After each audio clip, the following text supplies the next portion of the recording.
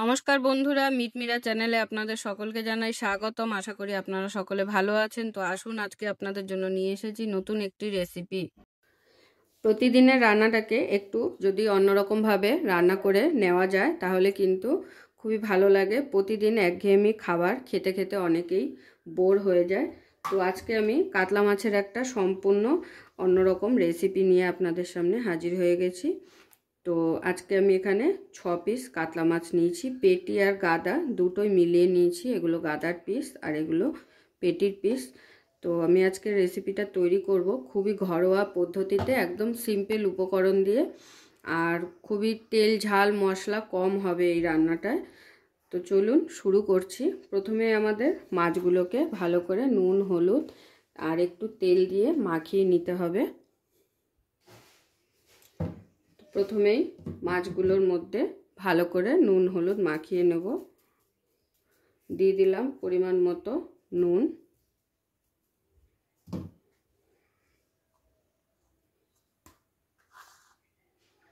হলুদ,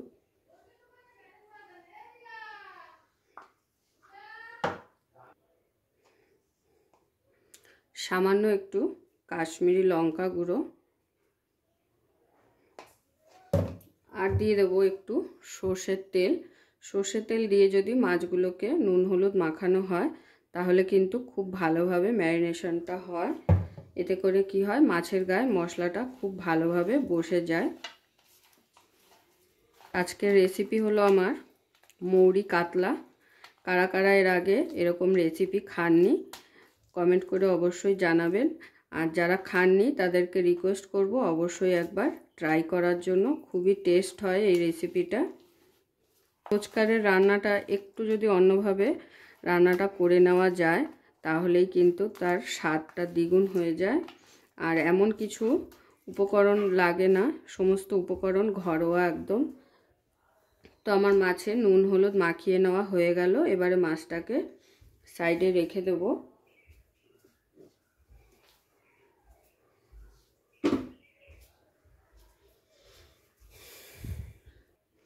সঙ্গে একটু মশলা রেডি করা দেখাবো। তো এখানে নিয়ে নিয়েছি 10টা মতো কাজু বাদাম, 3টে কাঁচা লঙ্কা, আর এটা হলো আদা বাটা। যেহেতু আমার আদাটা বাটা ছিল তো আমি বাটাটাই নিয়েছি, এর সাথে একসাথে করে বেটে নেব। আর সঙ্গে এখানে নিয়েছি 1 চামচ মৌরি। তো এই 4টে উপকরণ আমাদের একসাথে বেটে নিতে হবে।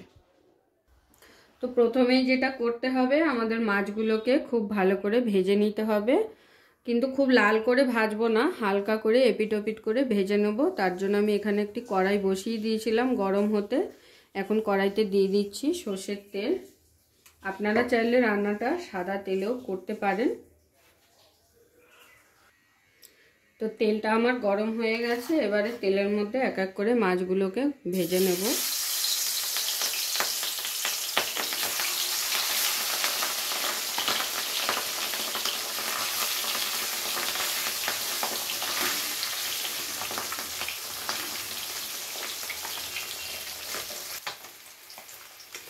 তাহলে দেখুন মাছগুলো ঠিক এই পজিশনে ভেজে নিতে হবে, খুব বেশি কিন্তু কড়া করে ভাজলাম না। এবারে মাছগুলোকে উঠিয়ে নিচ্ছি।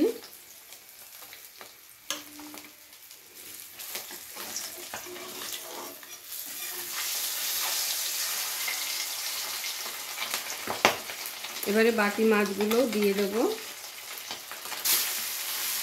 সমস্ত মাছ ভেজে নেওয়া হয়ে গেছে। এবারে তেলের মধ্যে কিছু ফোড়ন দিয়ে দেব। লবঙ্গ, দারচিনি,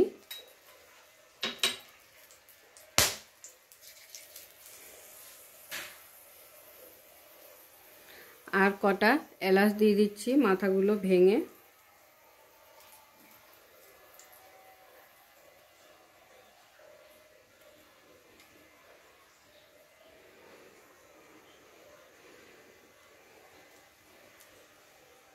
ফোড়নটাকে একটু হালকা নাড়াচাড়া করে এর মধ্যে দিয়ে দেব পেঁয়াজ বাটা,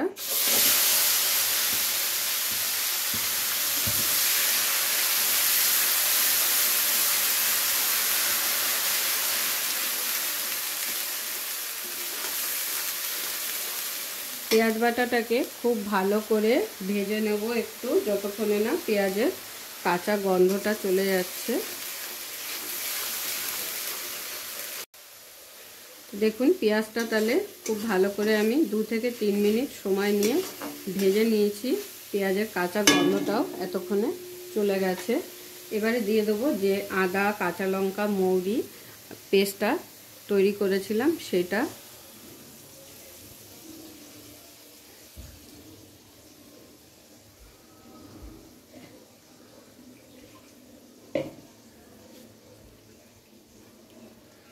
এবার মিক্সির বাটিটা ধুয়ে সামান্য পরিমাণ জল দিয়ে দিচ্ছি।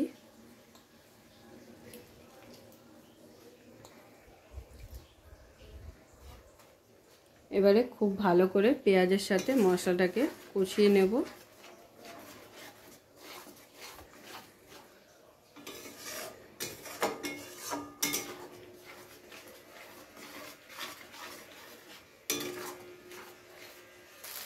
তো দেখুন মশলার সাথে পেঁয়াজের সাথে মশলাটাকে খুব ভালো করে ভেজে নিয়েছি, আর মশলার গা থেকে কিন্তু তেল ছাড়তেও শুরু করেছে।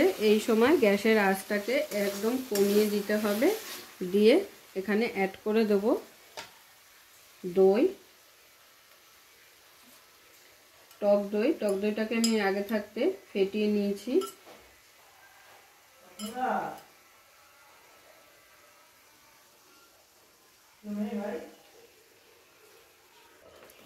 তো টক দইটা দিয়ে গ্যাসের ফ্লেমটাকে লোতে রেখে কিন্তু খুব ভালো করে মিশিয়ে নিতে হবে, না হলে টক দইটা ফেটে যাওয়ার সম্ভাবনা থাকে। এবারে দিয়ে দেবো স্বাদ অনুযায়ী লবণ,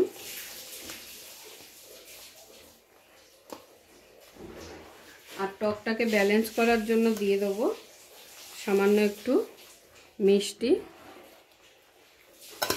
যেহেতু টক দই দেওয়া হয়েছে তো সেই কারণে কিন্তু মিষ্টিটা এখানে ব্যবহার করা।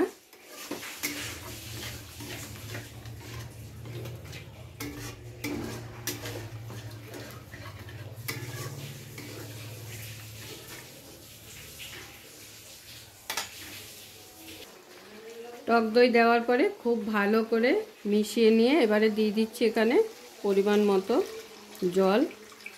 এখানে কিন্তু ঘরোয়া কোনো মশলা পড়বে না, যেমন লঙ্কার গুঁড়ো, হলুদের গুঁড়ো। এটির ঝোলটা কিন্তু এরকমই কালার হবে। এবার দিয়ে দেবো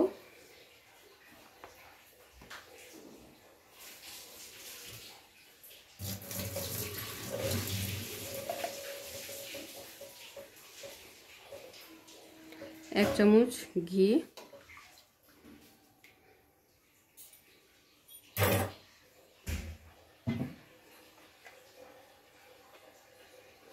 আর দিয়ে দিচ্ছি গরম মশলা।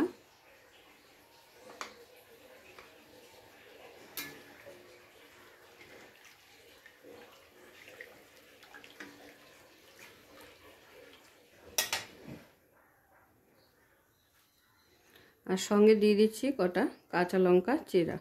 এবারে ঝোলটা ফুটে উঠলে মাছগুলো এক এক করে ঝোলের মধ্যে দিয়ে দেবো। তো ঝোলটাকে আমি ফুটিয়ে একটু টানিয়ে নিয়েছি। এবারে আমি এখানে দিয়ে দেবো মাছগুলো।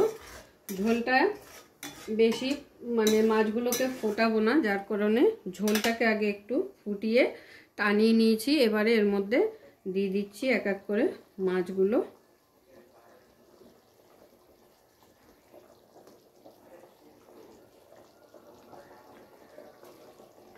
মাছটাকে দিয়ে প্রায় 2 থেকে 3 মিনিট ফুটিয়েই কিন্তু নাবিয়ে নেব, আর তৈরি হয়ে যাবে আমাদের গরম গরম মৌরি কাতলার রেসিপি। তো মাছগুলো দেওয়ার পর প্রায় 3 থেকে 4 মিনিট আমি ঝোলের সাথে মাছগুলোকে ফুটিয়ে নিয়েছি। মাছগুলোকে আর বেশি ফোটাবো না। তো দেখুন দেখে কত সুন্দর লাগছে, আর রেসিপিটা খেতেও কিন্তু অসাধারণ হয়। এবারে আমি গ্যাসের আঁচটাকে বন্ধ করে গরম গরম প্লেটে সার্ভ করে নেব। পুরো ভিডিওটা দেখার জন্য সকলকে অসংখ্য ধন্যবাদ। এরকম আরও নিত্য নতুন ভিডিও দেখার জন্য চ্যানেলটি অবশ্যই সাবস্ক্রাইব করে নেবেন আর পাশে থাকা বেল আইকনটি প্রেস করে নেবেন নতুন রেসিপির আপডেট পাওয়ার জন্য। তো সবাই ভালো থাকবেন, সুস্থ থাকবেন। আবারও দেখা হচ্ছে আপনাদের সাথে নতুন একটি রেসিপি নিয়ে।